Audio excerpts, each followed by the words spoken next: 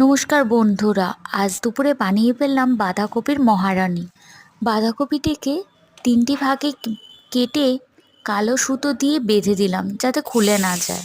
প্রেসারে দুটো সিটি মেরে জলটা ঝরিয়ে নিলাম। তারপর গরম তেলে একে একে সবগুলো ভেজে নিলাম। আদাগুলো হালকা ভাজা হয়ে গেলে নারকেল দিয়ে একটু নাড়িয়ে চাড়িয়ে নিলাম। 2 মিনিট পর এক বাটি দুধ দিয়ে দিলাম। তারপর ভালো করে নাড়িয়ে নিলাম। এবার ফুটে উঠলে লবণ দিয়ে দিলাম। 10-12টা কাজুর পেস্ট দিয়ে দিলাম।